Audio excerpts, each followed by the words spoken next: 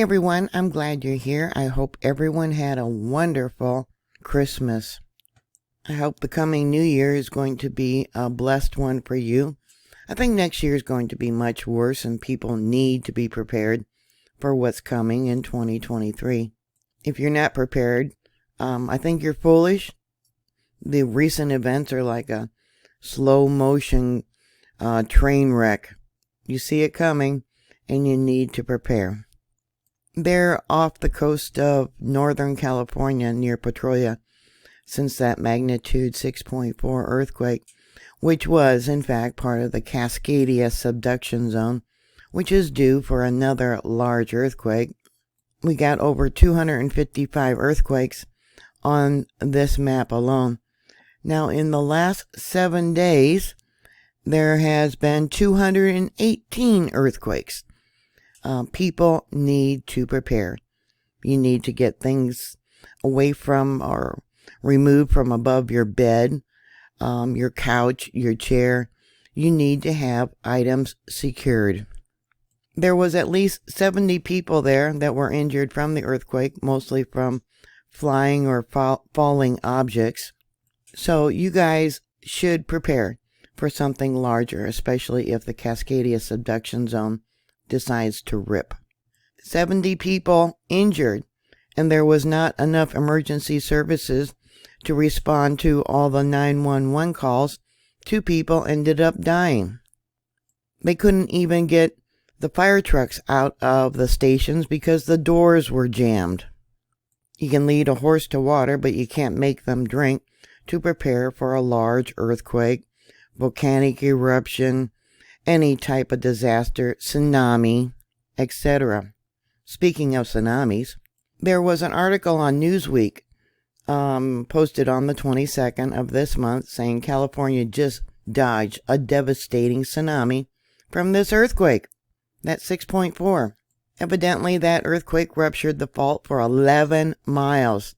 They got it right there, 11 miles. The Cascadia subduction zone is approximately 700 miles long. Do a Google search. It goes from the Cape Mendocino, Northern California, all the way up to Northern Vancouver Island there in Canada. All these earthquakes are within the Cascadia subduction zone. Here we have a map showing the subduction zone. And it goes all the way up. It's marked in red. I don't know if I can make it bigger. No, I cannot. All these recent earthquakes have been showing that the North American plate is slowly moving, going west, putting more pressure on this zone. Yeah, and the mountains have been built up. I've told you this. Mountains have built up because of the pressure, and what goes up will come down in a large earthquake. One of the more recent earthquakes down by Petrolia, I believe it was, they had uplift of 3 feet. So when you guys do have the major ripping of the Cascadia 700-mile fault zone, yeah, that land is going to drop suddenly. Kind of like a seesaw. Yeah, when you suddenly come down and, yeah, hit the ground if you're going really hard, bam. And that will create a tremendous, devastating tsunami, and it won't be just one tsunami. It will be rolling waves, one after another. These plates have built up pressure over time, and when they move, they can produce huge earthquakes. In this region, the fault is capable of producing a catastrophic sequence of natural disasters, including an 8 to a 9-point earthquake and subsequent tsunami. It's not going to be one tsunami, it's going to be many. The largest earthquake recently, I believe, was a 4.2. USGS originally had it as a 4.1. And there's been more. I got data downloaded all the way up through part of yesterday, Sunday, and today is December 26, 2022. I got a borehole, 2 boreholes downloaded.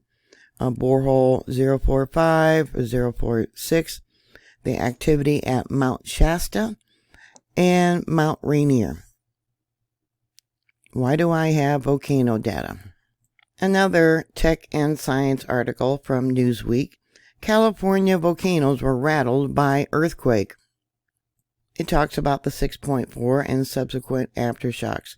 The earthquakes also rattled the state's volcanoes. The USGS said in a statement, aftershocks are also continuing to spread to the volcanoes. And they tell you, don't worry. Well, they should tell you to be prepared. If any of these volcanoes decided to erupt, not only we do have the earthquakes and pyroclastic flows, you would also have lahars, where the glaciers melt and the rushing water coming through the communities that are very close to these volcanoes. Volcanic activity can also be the reason for regional earthquakes. But California is full of faults, meaning it is especially prone to fault-related earthquakes. The area where the most recent earthquake occurred lies near the Cascadia subduction fault, where the United States sits right over the ocean floor, meaning this area is especially prone to earthquakes. The earthquake and subsequent aftershocks should not. Now, they're not guaranteeing anything. They're just saying it should not trigger any eruptive activity, according to USGS. But there is a possibility. Earthquakes down in South America. About 3 days after there was a large earthquake down there, yes, it did cause a volcanic eruption. Yes, only very, very rarely do earthquakes trigger eruptive activity at nearby volcanoes. Like I said, it has happened in the past. Basically, the volcano has to be about ready to erupt anyway for that to happen, the USGS said on his Facebook comment. And then they mentioned the Clear Lake volcanic field in Northern California. And it talks about different earthquakes there at the geysers. I've talked about that over the years, so let's go down there. Hold on. Right down there where all the little dots are in red. Yep, there's Clear Lake. And yes, that is a volcano. Mount Heartache is there. In the past week, they've had 288, they just changed it for some reason, probably because of the time, 287 earthquakes. Yeah, I used to live up there. Yeah. Different gases would come up at the lake, methane bubbles. There would be a kill-off every so often from the gases. Then you got Mount Shasta. I believe it was about 2,000 years ago, the last time that one erupted. And Native Americans talk about that eruption. Then we got the threat, would Yellowstone go off if there's a large earthquake along the Cascadia subduction zone? I don't know. There's a TikTok video that was shared with me from Casper, Wyoming. And let me try and get the sound of this. Let me start this over. I've been trying to catch this for a couple of days. I don't know why. It happens for a few minutes and then that's it. My yard steams. Okay, now what? Seriously, what's going on now? How and why is the lake so hot? Yeah, that's what he's showing from Casper, Wyoming, his yard steaming. I don't know what lake he's by, if it's up there at Yellowstone Lake or what. I don't know when he posted it, but he's got on here, let me see, the ground and the lake around my property is so hot that it's almost boiling. Smoke and steam coming from both. Been happening for almost 2 weeks at random.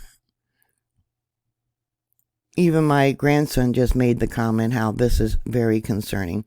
So is this another volcano that could erupt? No notice whatsoever. All right, for the Cascadia subduction zone, most recent was a 2.9, 3.0. Here's the 3.3. 12 miles below sea level. All earthquakes are measured from sea level. Let's just go down here. I mean, I'm not going to show you them all because there's over 200. There's that one that they upgraded from a 4.1 to a 4.2. What else we got here? Let's see, that was 13 miles below sea level. Another 3.1. Yeah, that was off the coast. The Cascadia subduction zone. Could it trigger the San Andreas Fault? I don't know. I do not know. There's always that possibility. A 3.8. Let's see. A 3.3. Let's see, another 3.3. Bring it down some more. Another 3.0. Yeah, are you prepared? Do you have things bolted to the walls? So I'm going to make Mount Shasta bigger, and let's take a look at that one. And yeah, this is tectonic in nature. Okay, we'll come down to what it was showing when I pulled the files. Right there, all of a sudden a boom, and then, yeah, probably magma. It is on a watch list. Now, they're saying that Mount Shasta, yeah, let's make that bigger. See, that's volcanic tremors and, harmonic tremors. Has changed its eruption to about every 250 years. They don't make information readily available, but this is from NASA. Mount Shasta is an active volcano that has erupted at least once per 800 years for the past 10,000 years, with an increased eruption frequency of about once every 250 years over the past 750 years. The region around Mount Shasta is susceptible to lava and pyroclastic flows, lahars, mud flows, avalanches, and earthquakes. Lahars pose a significant hazard to the river valleys near the mountain, which can act as a conduit for gravity-driven mudslides. Though the risk of hazards around Mount Shasta are well known, I don't know if they're well known. I don't think people really realize it. But it goes on to say that people have not been deterred from enjoying outdoor activities such as skiing and mountaineering on this rugged Fortiner mountain peak. I think most people would think, the scientists would tell us, the government would tell us if there's a coming eruption. But any volcano can erupt with little or no notice at all. There has been volcanoes, look at White Island in New Zealand, that erupted with no notice at all, and some of those people that were killed, their bodies still have not been recovered. Now, do you really think people would have gone to White Island if they knew there was a chance of an eruption? Would they still be giving rides to tourists to look at the active volcano? Mount Shasta is considered an active volcano. That's just one. Now, supposedly, its last actual eruption, even though there has been smaller eruptions where magma nearly reached the surface, the last eruption was 3,200 years ago. But even when the magma doesn't break through to the surface, it still heats up the surface, which can melt the glaciers and create lahars. So going to Google Earth, here's all where the earthquakes have been occurring, and over here is Mount Shasta. Okay, and we got Shasta Dam. That's the monitor that I'm using. And we got Whiskey Town, we got French Gulch. You can see the areas. More than likely, the lahars would flow by the rivers. Let's zoom in a little bit here. What do we got? Lake Heed. Let's go in a little bit more. See if it'll show me any names of little towns, because they are here. O'Brien. We got O'Brien. We have Salt Creek Resort and RV Park.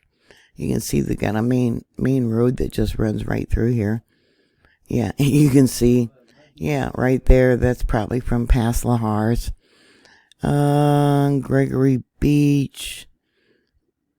Another little RV park. Let's just go along here. Yeah, you can see all the settlement.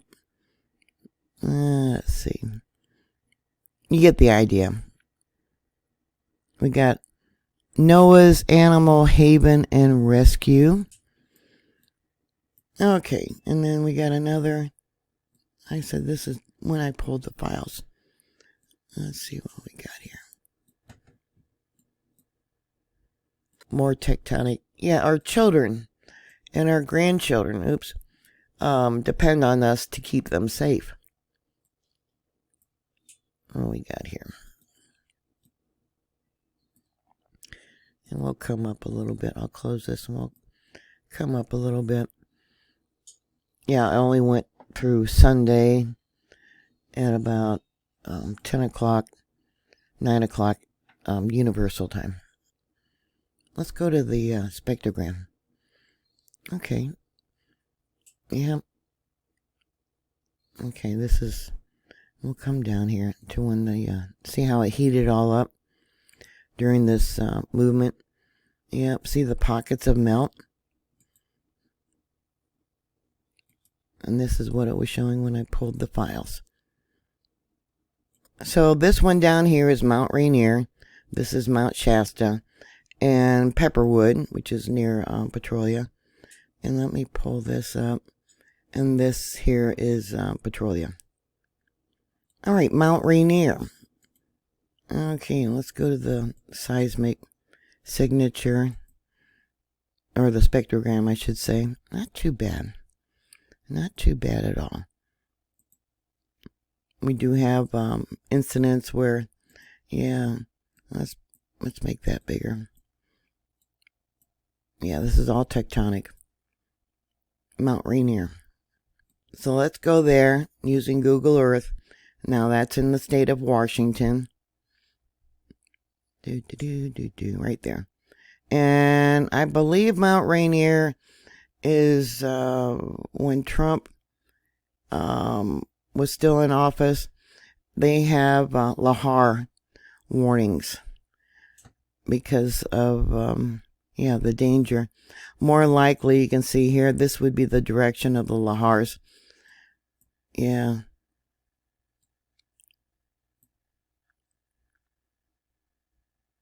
There, I brought it out a little bit farther, but yeah, they've had lahars in the past that devastated this whole area before people were here. But this is all fill in Tacoma, Washington, from lahars. And like I said, they put in lahar warning. So you could have where magma comes up and melts the glaciers. There's somewhere between 25 and 26 glaciers. And yeah, see this area here? You can see all the sediment, I should say, from past lahars. And I believe, besides going towards the northwest, there's a great threat going towards the northeast for the towns over here. And I've talked about this in the past. All you need is the magma to come up to the surface, heat up the ground enough, to melt the ice. I could not get this monitor to work. The one that I got is way off over here to the west. I believe, yeah, this one right here. That's the one I got to work for. This one the other day, kind of weird how one day it's working. I do a report and then it's not working. But, they've had freezing rains there recently. And so maybe, the equipment there has been compromised by the weather that's been going on. So let's bring this out. And you can see the Cascadia subduction zone. Yeah, you would have a tsunami that would come up through here. Yeah, all up through here. If there was a major rip of the fault. And all these recent earthquakes are down here at the southern end of the Cascadia subduction zone. So what do I got marked here? Mount Shasta. Okay. Yeah, I got it marked out where Yellowstone, one of its first eruptions was over here by Mount McDermott. Yeah. And then when it moved up to the Snake River, and then up over here. It's not really that far from Yellowstone. Another interesting thing that I have marked out here is there's an impact crater from an asteroid, which, let's see, do I have the data about when it could have happened? No, I do not. Yeah, I'll have to get some more information about that. But yeah, see that? Yeah, they think it might be, an impact crater from an asteroid. So this is Mount Rainier. And let's go to what it was showing when I pulled the files. Yeah, the North American plate is moving. Anyways, what is your thoughts about all this? Yeah, you dodged a tsunami. You have possible eruptions caused by these earthquakes. Are you prepared? Yeah, do you have your bookshelves strapped to the walls? You're supposed to have your hot water heaters strapped to the walls.